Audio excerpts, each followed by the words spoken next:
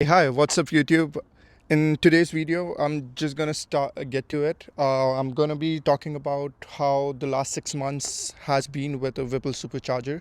Yes, it's been 6 months since I've slapped a Whipple Supercharger in my 2025 S650, and I just thought I know like a lot of you are on the same boat or on the verge of getting a supercharger and debating with your inner self whether you should get one or is it actually going to be worth it.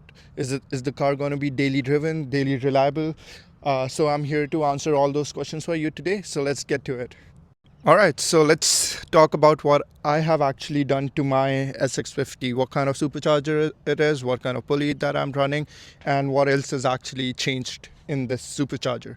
So, as I've mentioned in my previous video, it is a Whipple Stage 2 supercharger, but is it actually? Because right now I am running a full carbon intake from Whipple competition airboxes. I have the 5.35 pulley. It actually comes with 3.85 for the stage 1, 3.75-inch for the stage 2, and I'm on the stage 3. Pretty much, yes, just with the pulley, open intake boxes, and the carbon intake. I also run E30 E40 mix most of the time just because I feel like boosting kind of leaves a orange tint on your exhaust tips, which I personally don't like. It bothers me, and it's also not very economically feasible to put a $40 Canadian can of boost every tank that you fill. So I think E40 actually works the best for these cars. As you know, the Coyotes love it. This platform is not any different. It loves the ethanol. It loves how cool it burns. So yeah, other than that, I did want to talk about actually how reliable this car has been. Touch it, honestly, for me, it's been very reliable. I have taken it for almost 1,000 kilometer road trip, no problem. Runs like stock if you want it to, or you can actually make it run like a beast. I 100% recommend anyone who is on the verge or who is fighting with their inner self whether they should actually spend the money on a Whipple supercharger. Is it going to be worth it? I can bet on my car that it will be worth it. It is actually one of the best mods that I've done to this car. Another great thing about a company like Whipple is actually the people. Chuck Harder has been amazing, whether it's a question that would sound like a new noob or it's a question that will actually make you sound like a racetrack champ. He's there to answer it all. He has great experience in the platform. He is pretty much available to you anytime you need him. That's one of the best things with a company like Whipple. Their reputation actually talks for themselves.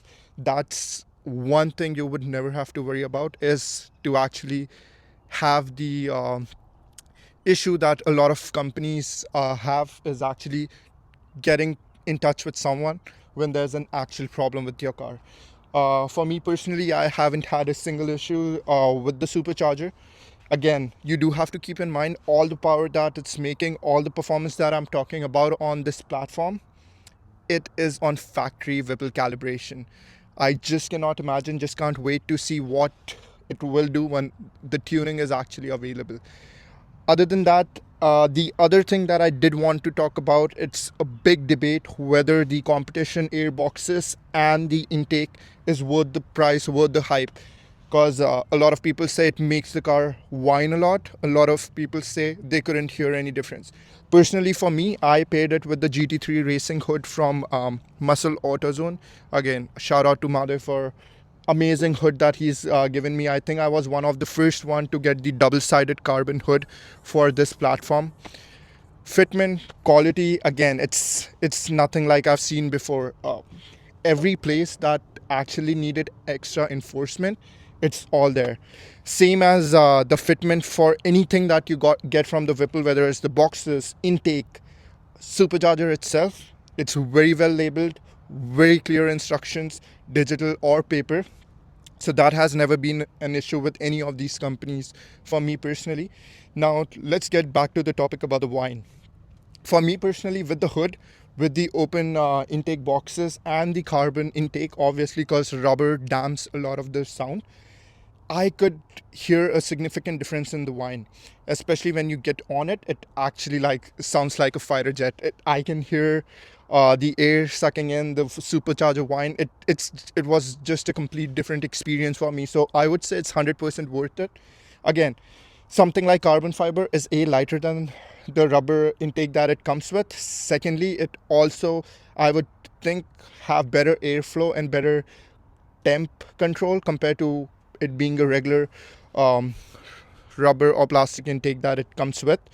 Secondly, one of the best things about this hood is what I had the biggest fear is, with this intake, will it actually seal the intake completely? And to my surprise, it fits the intake amazingly well.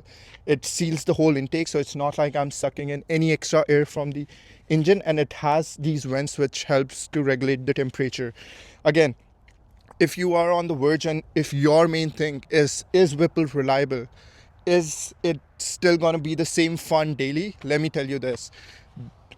Putting on a Whipple supercharger on my car just made a fun, amazingly driven Mustang a road monster. It just drives 10 times better every time I want it to. It has the power anytime that I need it.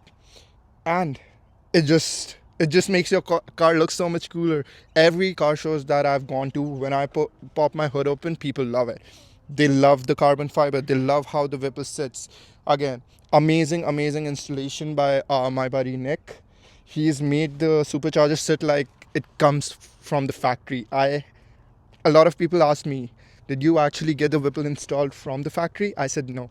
It's my buddy Nick who did it. He is amazing, very knowledgeable about the platform and just in general about the cars as well. Can never miss shouting him out in any of my videos. But other than that, yes, again, if you're thinking about getting a Whipple, get it. There's never going to be a better time than right now. I 100% recommend it if you have the money, if you actually want to get the best out of this platform, if you want something reliable, something powerful, something that makes you look back at the car every time you walk away from it. Get it.